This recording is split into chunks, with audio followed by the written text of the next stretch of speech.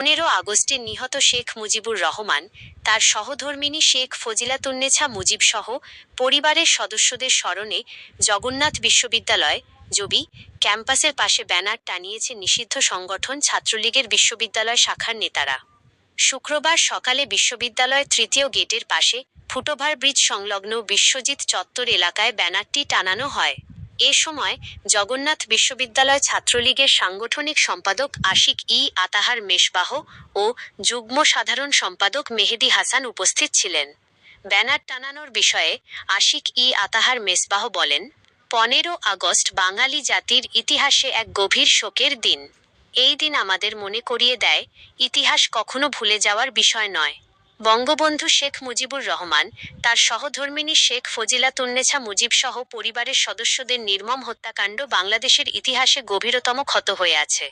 তিনি আরও যোগ করেন, আজকের এই শোকের দিনে আমাদের অঙ্গীকার হোক শোককে শক্তিতে রূপান্তরিত করা, ইতিহাস থেকে শিক্ষা নেওয়া এবং গণতন্ত্র, মানবিকতা ও আইনের শাসনের প্রতি আস্থা আরও দৃঢ় করা।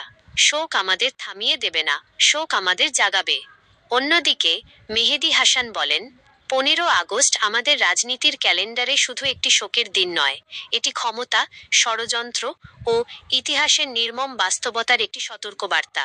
বঙ্গবন্ধুকে হত্যা করে তার আদর্শকে থামিয়ে দেওয়া যায়নি, কারণ আদর্শ কোনো ব্যক্তির জীবনে সীমাবদ্ধ থাকে না, তা প্রজন্মের চেতনায় বেঁচে থাকে।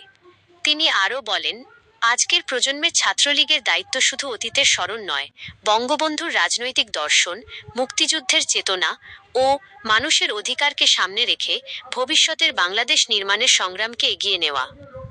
এদিকে এই বিষয়ে বিশ্ববিদ্যালয়ের প্রক্টর মো. আজম খানের সঙ্গে যোগাযোগ করা হলে তার কোনো বক্তব্য পাওয়া যায়নি। উপস্থাপক, মুক্তাগাছার ইতিহাস মিডিয়ার আজকের সংবাদ প্রতিবেদন এ পর্যন্তই। দেশ ও সমাজের সকল গুরুত্বপূর্ণ আপডেট সবার আগে পেতে আমাদের চ্যানেলটি সাবস্ক্রাইব করে সঙ্গেই থাকুন। ধন্যবাদ।